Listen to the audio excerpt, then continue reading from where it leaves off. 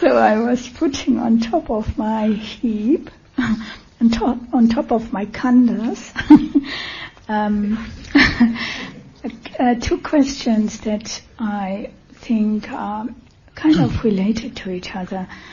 And it's questions about standing meditation and walking meditation, and kind of where to put the focus when you are doing standing meditation, or when you are doing the walking. Like the second question was like, what do you do when a difficult feeling or difficult experience arises during the walking?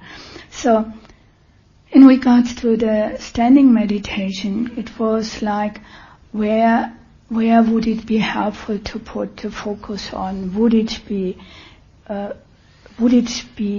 beneficial to put it onto the bodily sensations or the feeling of the breath? And I mean, I would say both are fine as a focus for, like, say, for standing meditation, but I would emphasize to, at least for one standing session, I would really emphasize, stay with what you're choosing. Yeah? If you choose to focus on the breath, stay with the breath. Don't hop from here to there. For people new to the practice, I usually emphasize, as well for the walking as for the standing meditation, to really focus more on the physical sensations, because in a way it is when you are moving, or when you are standing, they are quite obvious, they are quite strong, they are quite easy to approach. So I would really recommend, choose the physical sensations that you experience. What I find always very important also to put the emphasis on, and the Ajahn has done this in all his teachings so far, the focus is on embodiment. That means really feel it, don't think about it. Yeah? Because sometimes we can, and I think that can easily happen in the walking meditation, that we kind of think about walking, but we are actually not really internally, almost like in alignment with it. Yeah? We are kind of thinking of what we are doing, but we are actually not really feeling the experience. We are not really into directly experiencing, like, the physical sensations that go along with it. I always also recommend with the walking meditation to allow a natural pace, especially in the beginning, and when you are new to it, allow a natural pace to unfold. Yeah, it's like with the breath, when we focus on the breath, we don't force the breath in any way. We are allowing it to flow freely. And with the walking, it's somehow similar.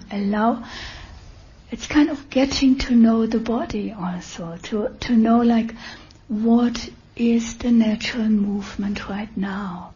And often in whatever we are doing, we are having concepts of how we should do things, yeah?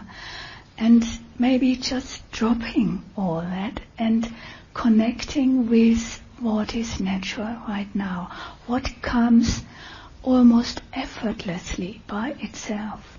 Yeah? If you have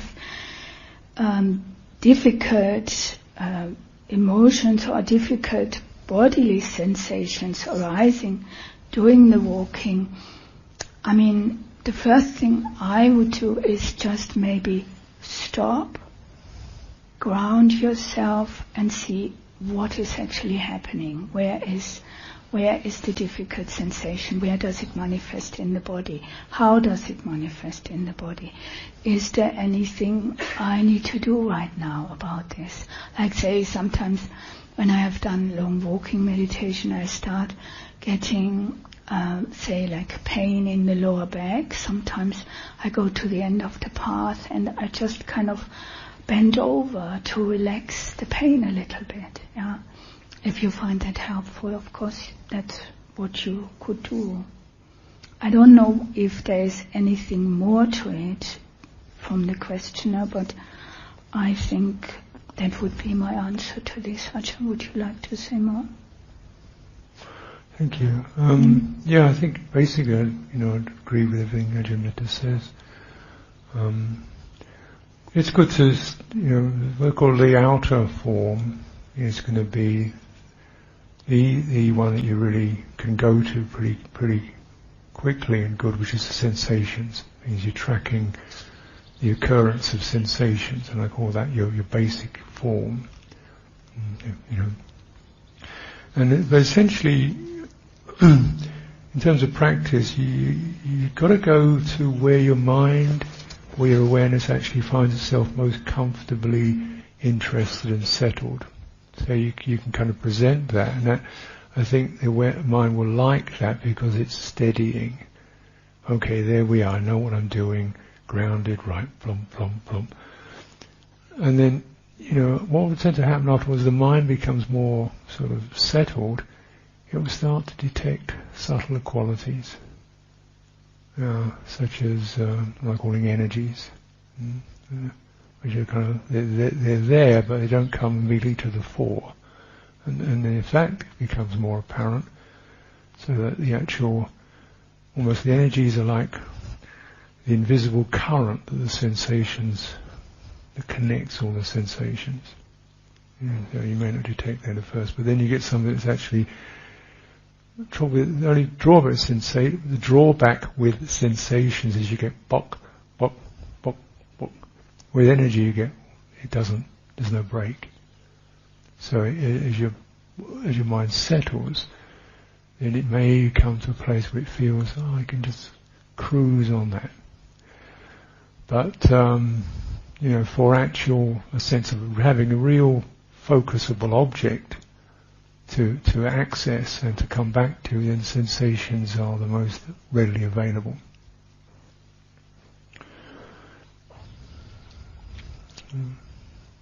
Walking particularly, because you've got that, depending how fast you're going, got that regular thing to come back to. You're thinking and pop, you're thinking and then thinking, and then keeps breaking through the clouds of thought.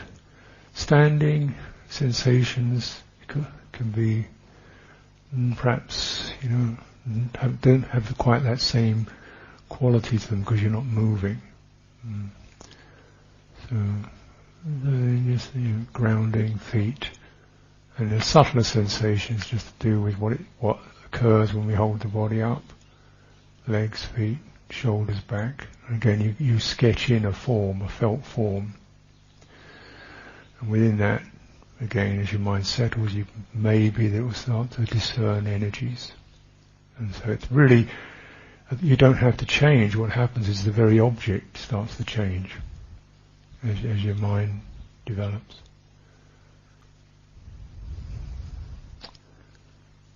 Okay, shall I take one? Okay, well, I don't know if this really is one question. It's awareness and mindfulness. What's the difference? What's resting in awareness, or being the one who knows, which are expressions used in the Thai forest tradition. So awareness, resting in it. What does citta mean? And how to refer to the traditional Theravada teachings. Relationship between unconditioned pure citta and conditioned citta.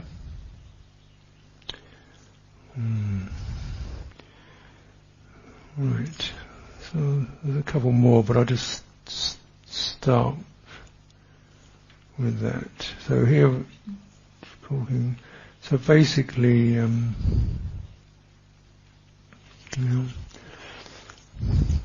also, because Buddha was experienced had experiences, and some of them profoundly transformative. So then he's trying to find some words to put around this experience. So he's got the language of the time. He's, this sense of being present, aware, something, knowing, citta, heart, mind, citta, whatever that referred to in that context. And it's not, remember, when we use a word like that, we say the citta, as if it's a thing. But in the Pali, you don't have the word the, you just have citta. So, sometimes it's not exactly a thing so much as a state. It's not exactly, it's not a substance, it's a quality. Just like with time, or happiness. We don't have you can use a word, but it's not really exactly a thing, it's an experienceable. And citta is the basis of experience. That is, something happens to citta, something occurs to this is disturbed. Disturbance happens to me, you could say. But the me is not the body, it's not thought, it's a quality that behind all that. So we call it awareness.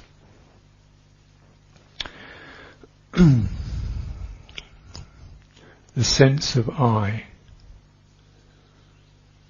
If you say I, and you hear that word I, what happens?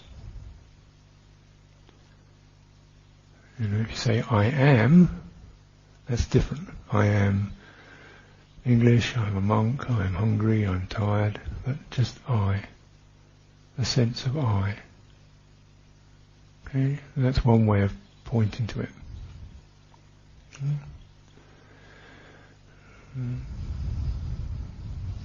So, it's not really an object that you can say, oh, there it is, because it's behind the objects. So citta, you can't see it, you can see what it goes into. So it's the subject. You can't make an object out of a subject. And you can't, oh, there it is. No, it's here. You can't see it out there because it's here. Right? And yet it's, behind everything. So that's what I refer to. And in the suttas, there also are different, there's different strata of language. You've got a very old thing going 2,600, 500 years. India, Sri Lanka, Thailand, Burma, it's coming to all these different languages, coming to the West.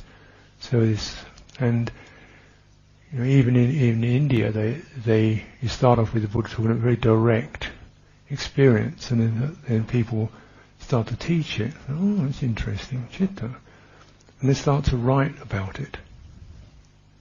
So then it becomes a metaphysical thing. So the Abhidharma rendition of citta, which is somewhat later, expresses it as a moment of mind. And they say, well, how long is a moment? There are so many million mind moments every second, so they kind of get to that, very trying to get precise about it and metaphysical about it. So the Abhidharma is a metaphysical exposition. Then the tradition then goes into the Sri Lanka, and in Sri Lanka you have this lot of influence from India, and invasions from India. So Sri Lanka is trying to keep their Hindu stuff out. So this citta comes over. Oh, sounds like an immortal self. We don't want that, because that's Hinduism. So again, this adds a certain coloration. The Thais didn't have that problem, so to them, they're quite happy with citta as being a kind of soul or spirit or essence, or so they're much more citta oriented as one's empirical self. Risky thing to say. It's the sense of I that's there, that's here, that everything is happening to. The receptor. So you can't get behind it because it's behind everything. So you have existence, which is the stuff that goes on, and it's kind of often phantasmagorical. It's kind of woven with perceptions and interpretations and viewpoints and blurring, and so it's said to be doesn't have an absolute reality. It's dependent. Citta, which is reality, but it doesn't have an existence. So chew that one over.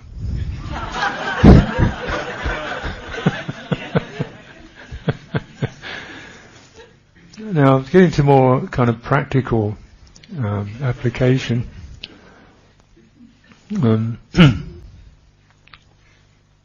So mindfulness is not the same. Through the tradition. So as I say, there are various strands of what we call Theravada. Actually, the word Theravada wasn't used commonly until 1950. So the idea of the Theravada tradition, there are many, many lineages and sub schools that kind of have a lot in common that now we classify as Theravada. But that classification didn't happen until 1950. So, we create Buddhism. We say, oh, that's Buddhism. They didn't use the word Buddhism. They didn't use the word Theravada. They said, well, we practice, Dhamma. So, so this sense of mindfulness, but mindfulness is pretty clearly configured throughout all that as to do with that which bears something in mind. It's a conditioned phenomenon. It's a conditioned function of the mind to hold something in mind, to bear it in mind. So it's held to be a universal quality, that we all have some capacity to bear things in mind, otherwise we'd be, delirious, demented psychotics. So we can sustain an impression, and you can hold something in mind, and you can stay with it, and having done so, you can examine it. So mindfulness is that function to hold something in mind. Awareness is the very quality that you hold your mindfulness. Your mindfulness holds something against that awareness. Right? Yeah. So it sustains an object. Mindfulness holds an object. Awareness is the subject. Right? And again in practice traditions, or some of the practice traditions, phrases like the one who knows, which is puru in Thai, but again that's not, the Thai language is somewhat different from English in that often they don't really have so much nouns and verbs. So you have something like the knowingness, that which is the knowingness, rather than the one who knows. It's that which is the knowingness. And so it means really sustained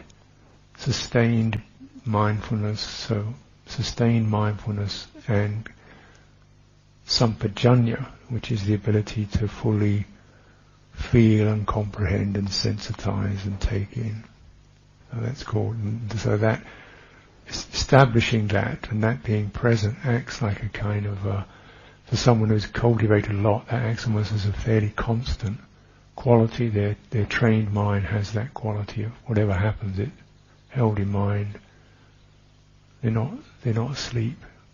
They notice, sustained noticing, and so that's what that expression is about. So it's just a kind of colloquial expression used in those lineages. It's not like some one thing, that is knowing. It's the knowing, that which is the knowingness. Resting in awareness. When there is sustained mindfulness, then we can say there's the breath, or the thought, or the mantra, or the sensation.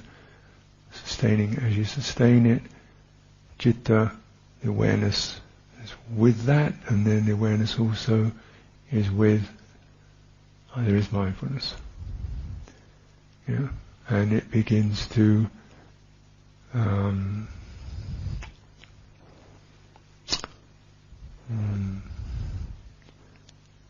when mindfulness holds things steady, so the things are not being reacted to, the quality of awareness is distilled. It sort of separates from the objects. So you can rest in that quality of knowing. It means there's no reactivity to phenomena. But again, these are kind of colloquial terms to refer to particular cultivations or degrees of cultivation in terms of meditation.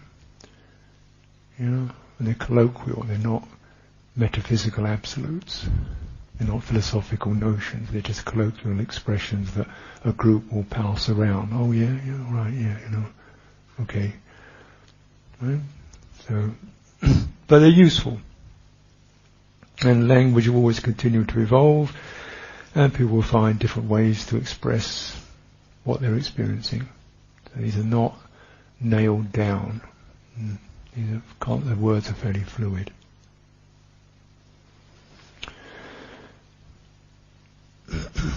Anything on that, Angela?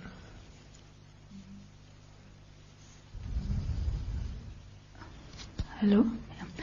I would almost like come in with another, not really question, but maybe a suggestion of maybe like citta is kind of one aspect of mind, and maybe to clarify a little bit between citta and mano. Okay. And it might be helpful also from what I heard in the interviews. Okay, thank you. Yeah. So, citta is that which is liberated. So it's called citta vimutti, is liberation. Citta is called, sometimes you see these suttas where it says da-da-da-da-da, and realizing this, and birth is finished, citta is vimutti, it's liberated. So citta is that which can be liberated. So it's like, spirit, some kind of quality that can actually be the let go. Now,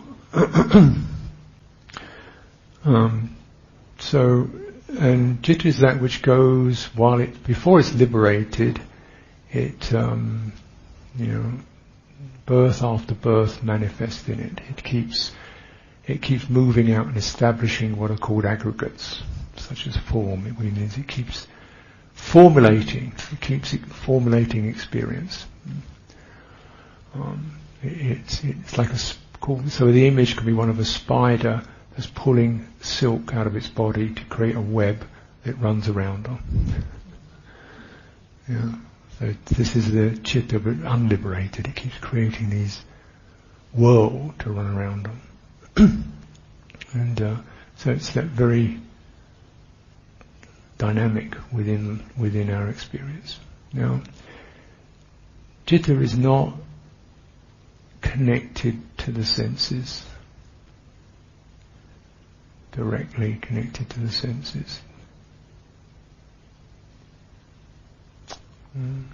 So, if this sensory world is manifest, then what occurs is citta generates or runs out into various forms of consciousness, which is that which mediates between sense contact and citta.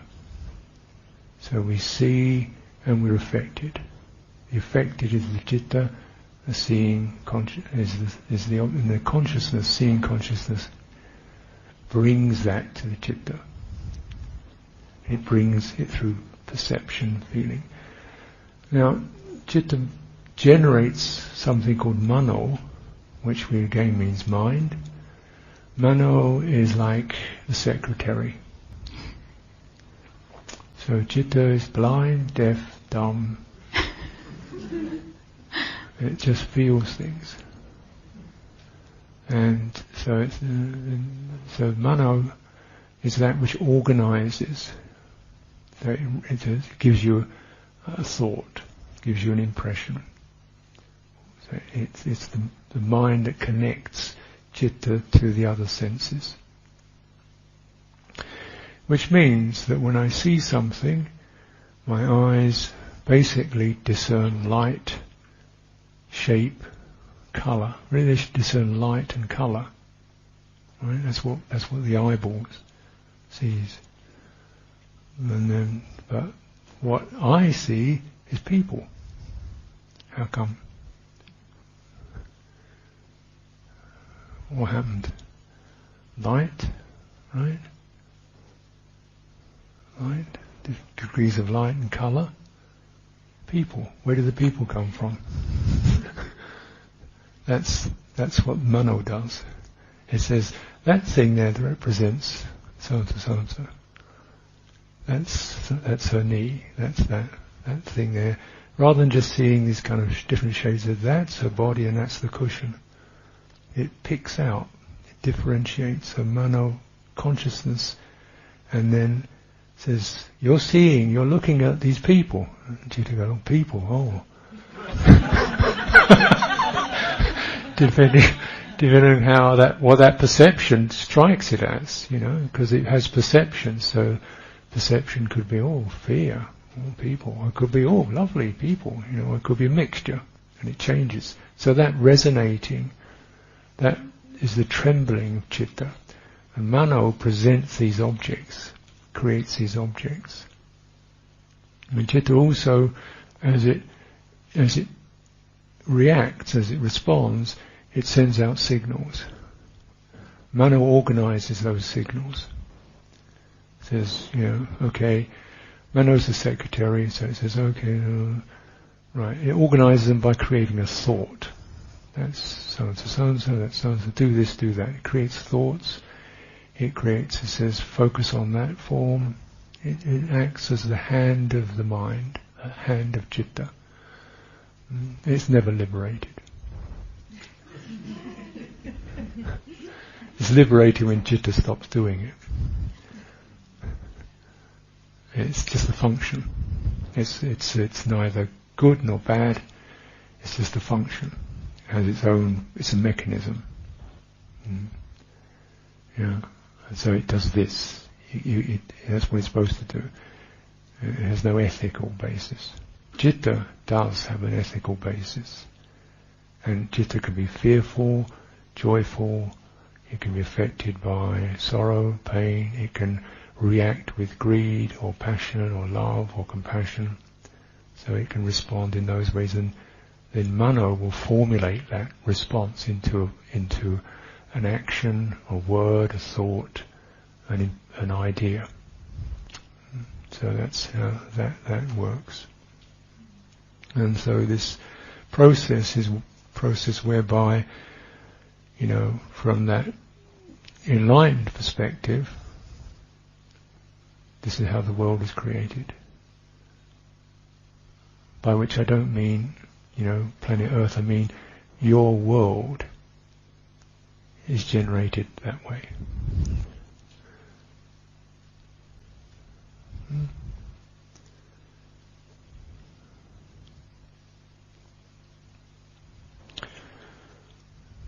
So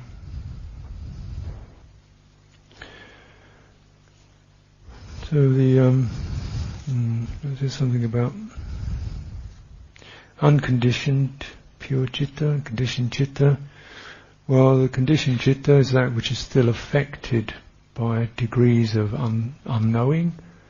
So it is still, we arrive in this world, it is conditioned. It's conditioned to be embodied, it's conditioned to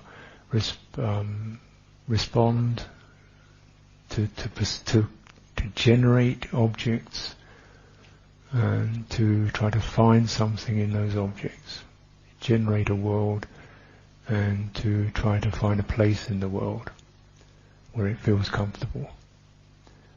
Of course, what do I say? So it generates a world, like the spider. It generates a web and runs around in it, trying to find a place to settle down. But the nature of it is it has to keep spinning it to keep it going. So it can't quite settle down because the web is constantly breaking up. So it keeps spinning it. What it spins it as memories, thoughts, anticipations, projects, moods, emotions, feelings. It keeps spinning all that. So where's the place where it's really steady and stable? And it keeps doing it, and it keeps breaking up. That's the conditioned citta. So it runs on, and it's said to run on from birth to birth to birth to birth to birth, on and on and on, till it stops generating a web to run on. That's the unconditioned, is when that stops.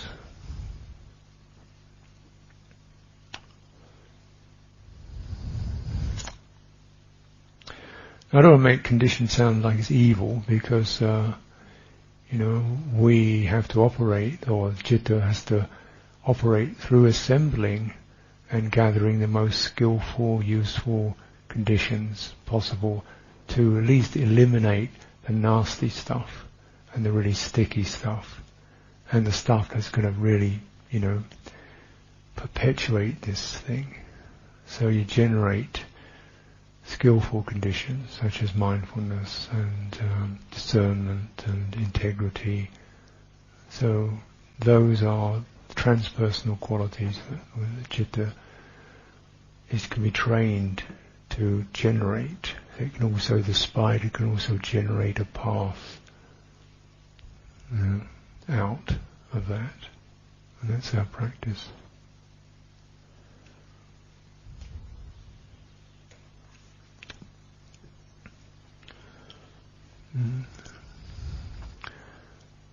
So in this, so somebody's asking about, this is karma, somebody's asking what is karma. Well, karma is this action of spinning,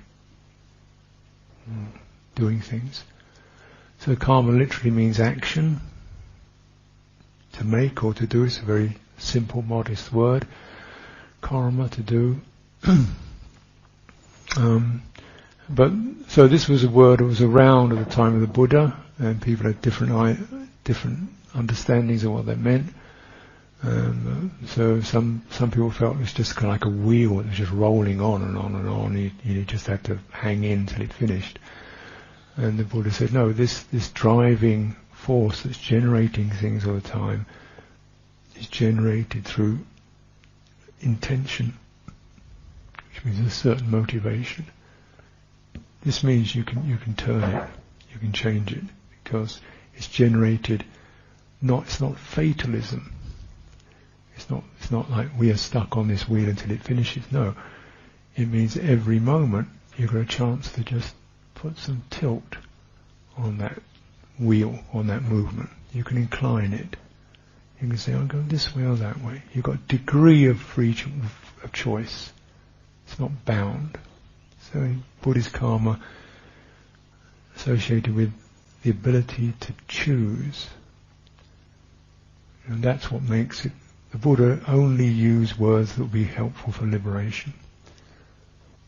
He wasn't trying to define the world. He said only the words and the terms that are useful for liberation, that's all I'm going to concern myself with. So this one karma, you can use this to indicate you have the ability to act, and you have a degree of freedom on that. You can discern skillful from unskillful, and you can turn it. You can discern stress from non-stress, and you can turn it. And so this way, the karmic qualities can lead to the end of that needing to create. Now, karma is the action. The nature of this karma is every action produces a consequence, called old karma. So this is where it gets a bit difficult. Karma literally means the action, but it's also used to refer to the results of the action. It's called old karma. Another word is vipaka, old karma. Means having acted in this way, or an intention having gone that way, there's this result. Okay? This is the result. So every action must produce a result. And we say, well, to a certain extent, generating forces brought us to this place. That was our karma. We decided, we acted. All kinds of actions we've followed through, because these choices are being made, many times an hour. Your mind is flickering this way, should I do this? Fancy that? And you're trying to witness which actions are driven by compulsion, delusion. You don't even know what you're doing, you're just reacting. Or at least know what you're doing and then start to see from the results. That doesn't go very far. That actually takes me somewhere that's useless. So through effect, by witnessing consequences, say, no, not that one. This is the way you learn, field work.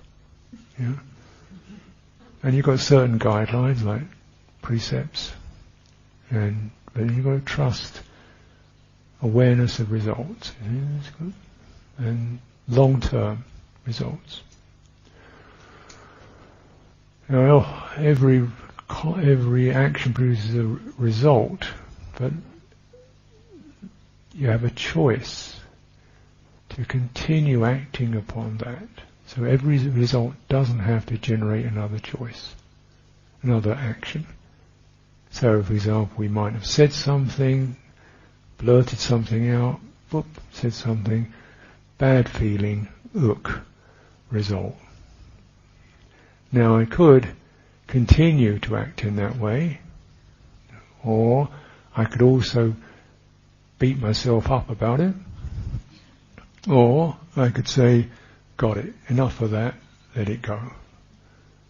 Instead of all those, the best thing is acknowledge the fault, let it go. Then there's the end of that. It's not, you've ended some karma. So kind of what we're doing really, meditation or Dhamma practice is the sort of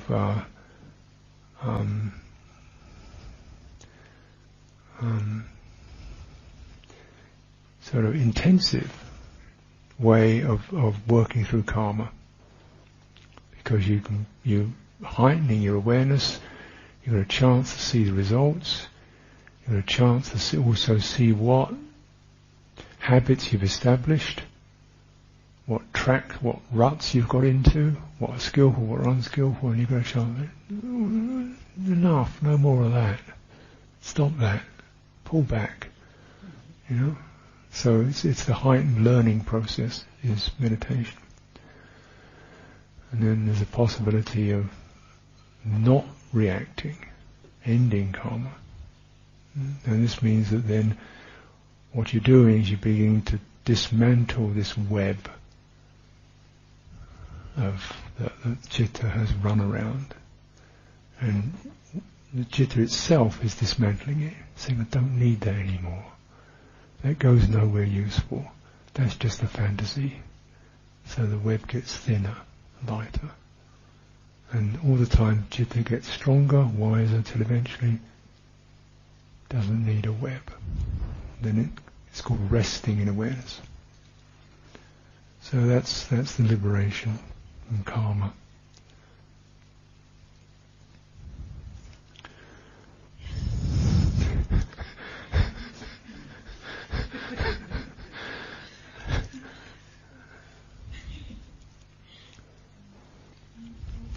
I've just asked Ajahn to just have it stop there, because I have two questions here that actually fit quite well in with what you have been just saying.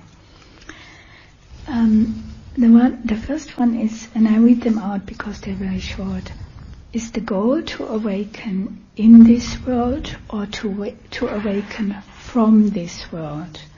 And what is the relationship between healing and awakening? So I really like the image with the spider, and like for the first question, it is like awakening is when the spider stops weaving. Yeah, the spider isn't busy anymore in creating more conditions. So awakening actually means something like to see through the conditionings that we are creating by creating our inner worlds. Yeah. So awakening means to understand and to detach from our identifications with that, from our craving for certain conditions, because we expect some pleasure, some comfort from them. So in a way, in regards to the image that the Ajahn just brought in, the awakening is not to be, more part of this world, or to kind of not be part of the world anymore. It's it's beyond that whole sense of what we call the world with the awakening is actually falling apart. And I'm not so well in verbalizing that as the Ajahn just did, and I feel like a lot of this question you have already touched into by describing the conditioned citta and the unconditioned citta, the liberated citta, and I feel awakening shows us. I mean, I'm talking here really theoretically. Yeah? I haven't gone through awakening, so how I understand it is that with awakening there is the letting, and somehow it's the letting go of the attachment to the conditions which we create our world, with which we create our experiences, how we are attaching to them, how we are getting, almost like how we are getting caught in the web of the spider. Yeah? When we wake up, it means we are actually stepping out of the wheel of samsara. We are not, we are not caught in the wheel anymore. We still see the wheel, we still see what is happening around us, but with awakening we are stepping out of that. Would you like to say anything more to that, Ajahn? Thank you. Yeah. You see, again, the world is really, from the Buddha's point of view, what is meant by the world is just this created phenomena. Like, for example, if we asked, okay, what's Beatenberg to you? You probably get quite a series of different impressions, about what this is. what you saw, what you noticed. If you lived here, you'd certainly see a different place than I do. You probably see the way, where the paintwork and the floor and the drainage system and the I don't see shrines and mountains. What do you see? And if you sit there and your eyes are closed, your world appears, doesn't it? Your memories, your regrets, your joys, your aspirations, your thoughts, your people they're there. That's the world. So it's dependently arisen. It's dependently arisen. It's not a real, lasting thing out there. It's dependently arisen. And very subjective. So awakening is held to have different stages to it. Where certain beliefs are released. So, the first level is the belief that sort of one exists inside. One is this chatting voice in the head. Belief in Mano, in a way, the secretary, and what he or she creates. You realize that's just that. And there's an awakening to that, rather than just following it and just really believing this is what I am. And Citta produces this phenomenon, which starts to organise things. At least we know what it is. And then if you don't blindly follow it, so that's some degree of awakening. And so that process means there's a gradual sort of awareness gradually separating itself from these phenomenal bases of phenomena.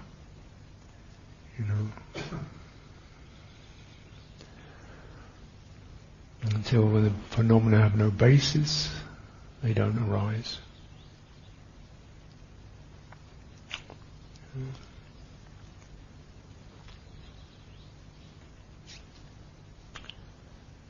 So, for example, the phenomena that don't arise are not trees and cows, but things like anger and doubt, which actually are the underpinnings of our world. What we see is based upon where our interests and hurts and needs are. So when those disappear, you can see, you can hear, but it's not generating this whole phenomenal world of compulsions and preferences and agitations.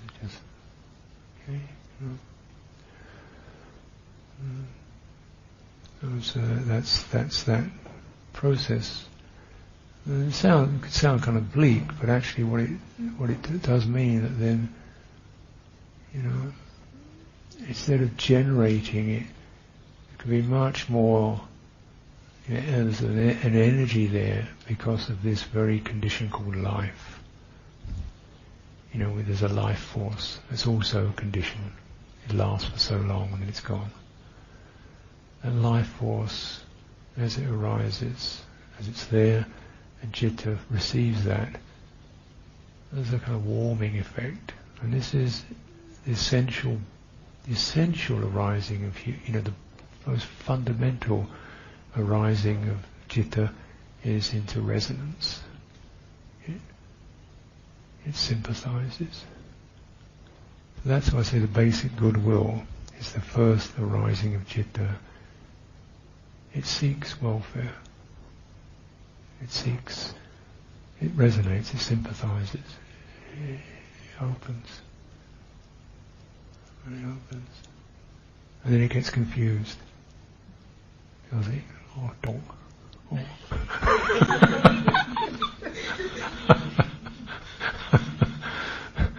So that you can also see when it's strong enough to not get hit and confused by things, this lovely purity can emanate while this life is here, while this life force is here, while this candle is burning, it can shine light. While it lasts. And when it's gone, it's gone. But in this very life there can be, and you can witness it and you can sense it in people who've practiced. You can sense there's a loving and a radiance and a light there that warms. And it's not associated with thought, but it can illuminate thought. It's behind all that. And that, you see, is a kind of almost the fundamental, when the citta has into this birth, it arises with that sympathy, fundamental sympathy. And then because it isn't, it gets confused, and it gets mistreated, and it gets deceived, and it starts to lose that. It gets frightened, it gets nervous, it gets defensive, it starts to get aggressive and manipulative because of the impurities that come in through this mind sense.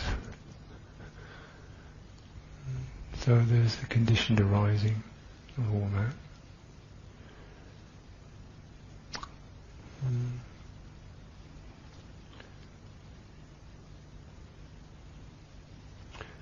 So it's not, it's not that the awakening is kind of like, the one's dead. There's something that seems like in language, ceasing, cessation, ending. All that's ending is suffering, stress.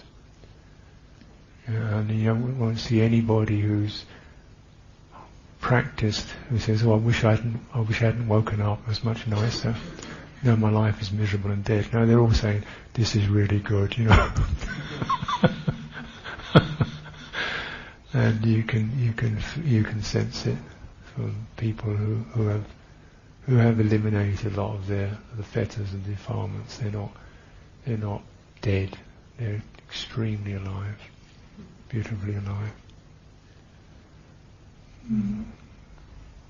In a way, that also answers the second part of the second question. It's like the relationship between healing and awakening. It's like when, I don't know what the questioner meant by healing and awakening, but I would say like when we are afflicted by desire, by aversion and by delusion, that like awakening is healing those afflictions. It's kind of freeing us from the effects, from the impact that they have.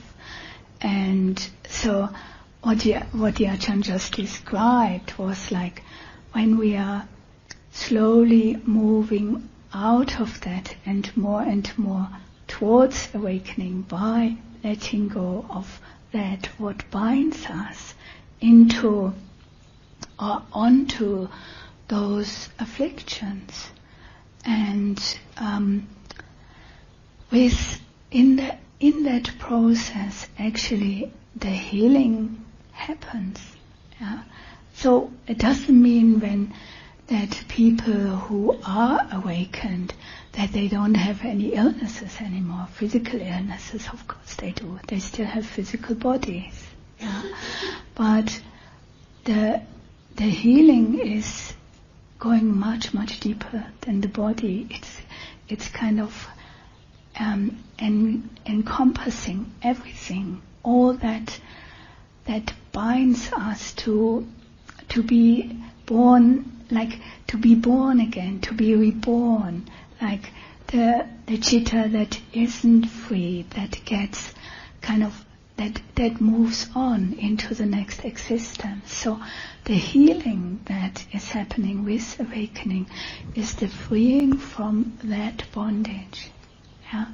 It's the freeing of moving out of those conditions that bind us onto the wheel of samsara, I would say. So I think in regards to that, would you like to add anything, Ajahn?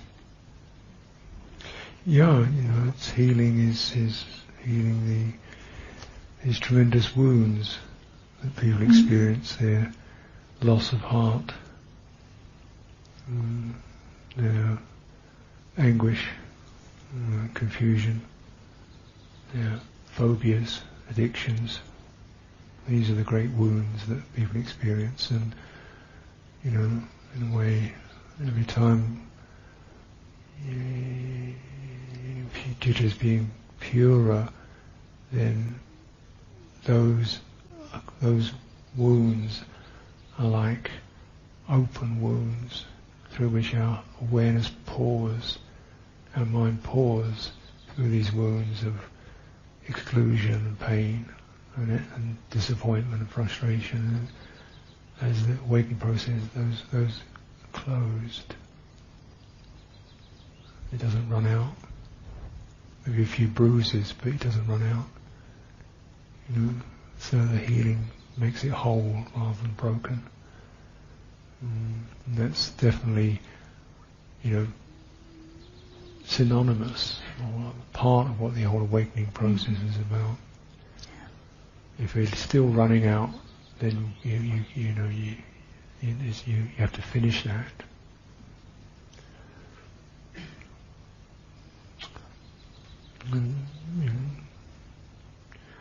So just to kind of bear in mind really that when the Buddha gave his first teaching, he didn't talk about awakening enlightenment, he talked about stop suffering. It's very colloquial, very down to earth. Everybody wants to know about that. And it means if you stop suffering, you just stop getting drunk. That'd be a bit awake, wouldn't it?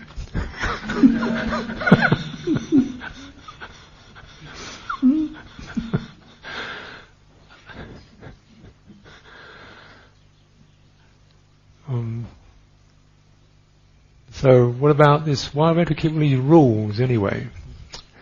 If it's the unconditioned that frees us, why do we have to obey all these rules? This seems like it. Yes, indeed. I've sometimes thought that.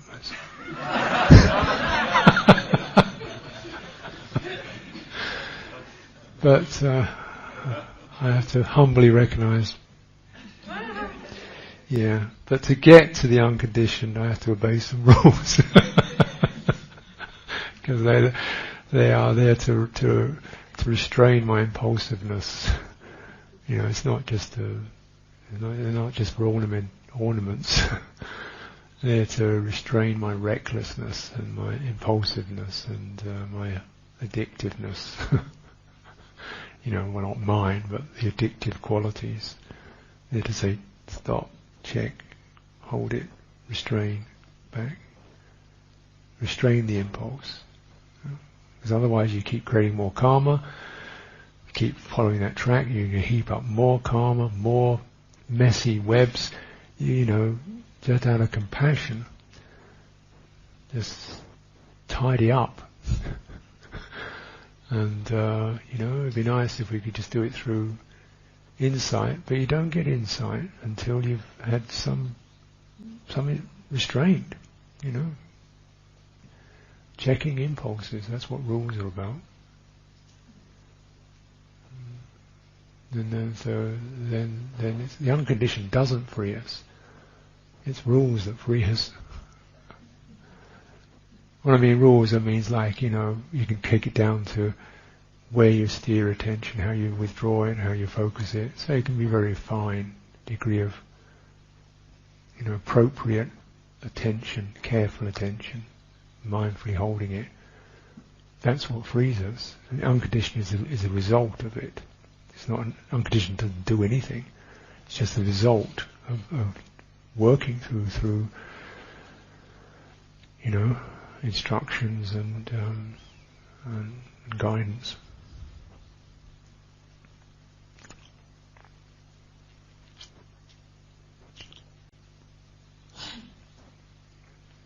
Yeah.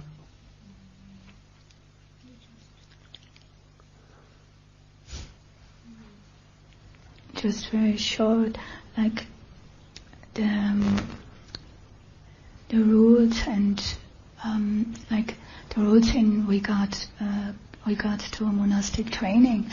It's like actually supposed to bring up all the stuff. It's like, and also like you might experience when you are here on retreat with living with the 8 precepts, you might feel that the container is actually quite tight, much more tight than when you are outside.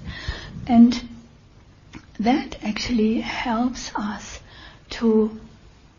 it makes it more obvious what is there that we need to work with. So the rules, like say the rules on the retreat that you're working with, like the 8 precepts, they actually help you to see what is just underneath the surface waiting for you to look at, to relate to, and to free yourself from. That's all I wanted to say to that.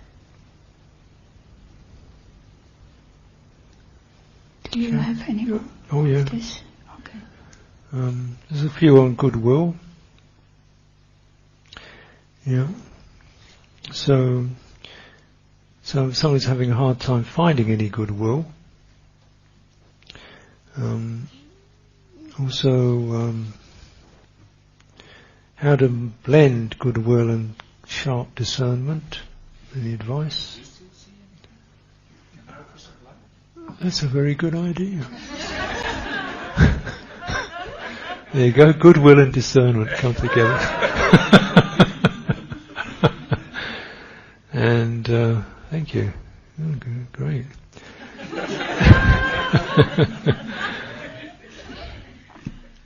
So also how to get this sense of the embodied goodwill when we don't have the time to go into deeper states of meditation, say you're working or talking to somebody, conversations, difficult to really focus on your body and feel that quality. Yeah. So really, I've used the word goodwill to refer not so much to metta, which is called kindness, so much as the basic sense of like a willingness, an openness, a sensitivity. That's the word empathy. It's actually, it's not numb.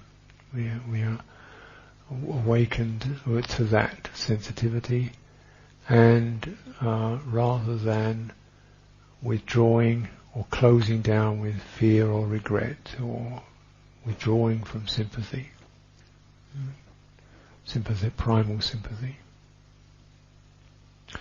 So you see and of course things are shifting all the time, so you see any time when a sense of negativity dwindles, we can say, well, the dwindling of negativity means that the quality of fundamental sympathy is still present.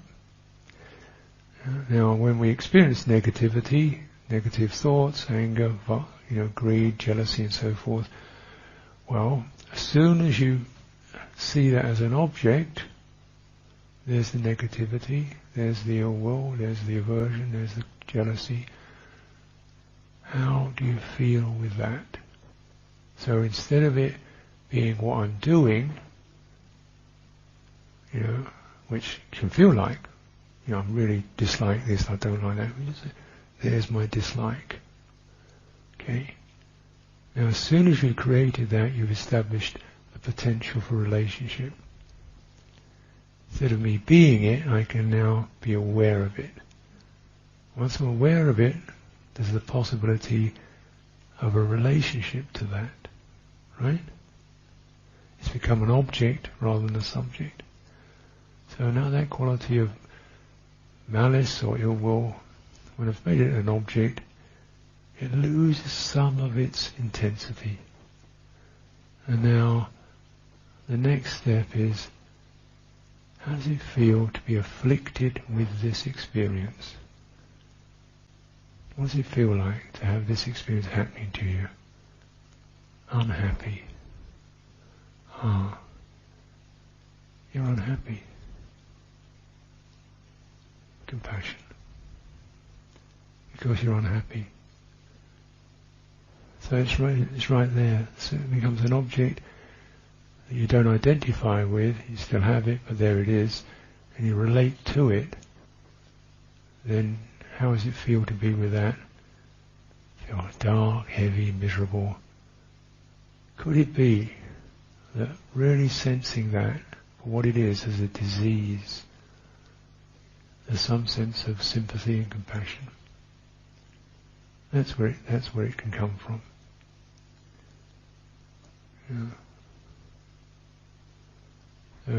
This is where discernment, you see, that's the primary act of discernment, is to see something clearly rather than just be wrapped up in it.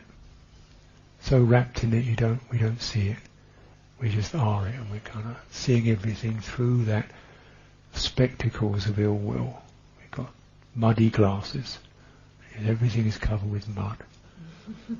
Muddy world, miserable world. And then you see, at least you know, hey, the stain, my glasses are muddy. And you took them off and look at them. Oh, look at that.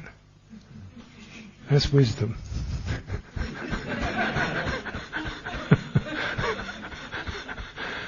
Yeah, and then there's the possibility of, well, you could perhaps clean them up, or you could put them down, or you could see, But so the discernment is the ability to differentiate, and be clear about what's happening, so you're no longer merged in it.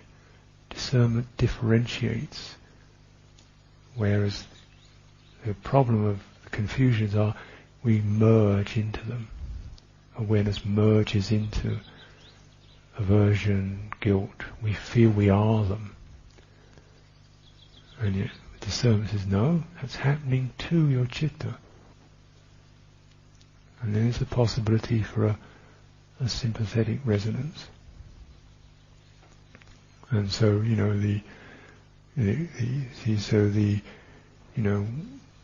if you language it, for the confused person who, I feel really, I hate people, they're so nasty, and they're so miserable, why is she always doing that. And then the wiser person sees, this is the quality of ill will. It's not worthy of me. I don't need this. Then it can be put down. So that's the function of wisdom. Because also it can track things clearly.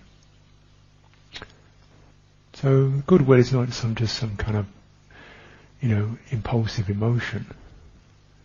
It's the clear resonance with experience straight from the heart. It takes these different forms. Compassion, which tends to not add suffering to suffering.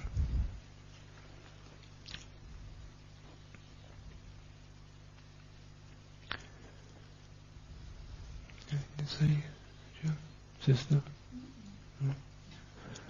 How are we doing? So, goodwill. And so when you're trying to practice this in your daily life, you can't. But remember, embodiment doesn't mean necessarily a fine scrutiny of every sensation. It can.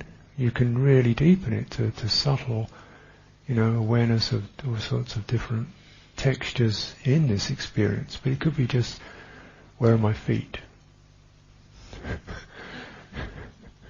Like I'm really steamed up about this, that and the other, and people should never do this to me, and how dare they? What's happening with my feet? Alright, okay. And suddenly it helps you to stand back from these emotional cascades. So when you're working, feel your hands, feel your feet, feel your body. When you're working, that's embodiment. So, you can, that's why I think it's useful, because wherever you are, your body's there, really.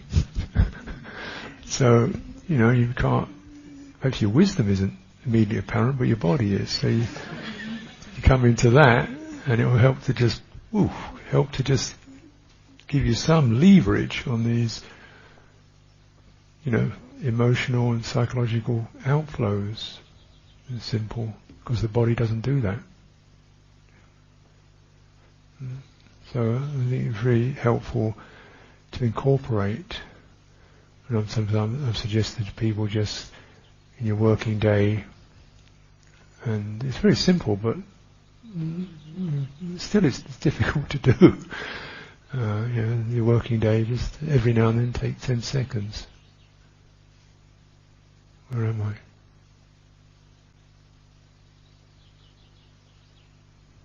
Breathe out. That's it. Just that.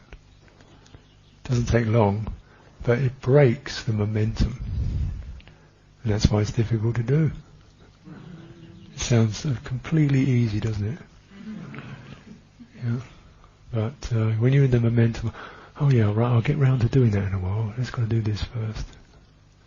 So it's right there. If you make use of it, you can do that. Here am I, and then really what's important. Stop and pause. What's important? And the quality of goodwill is like sympathy, like, oh, don't let yourself get caught in this one, please. It's like caring for yourself. A moment when you care, you could go down that track again and argue and complain, but you could just say, oh, just please look after your heart. So the embodiment gives us that chance to just pull back. So that's how it works.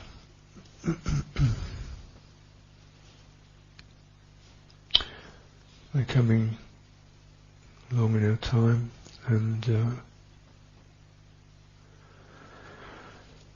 I think it's time for let's touch on relationships and resonances, or yeah. Actually, we are coming actually close to 9 o'clock. Enough? I feel, yeah. Okay. Yeah. Maybe we can do it tomorrow at some point. Or we can bring it into I have all these left. But it might be that as we look at these, this will inform talks. Yeah. Okay? Yeah. Yeah, it's just also letting the verbal stuff take what's been offered, and I hope some of it's been useful.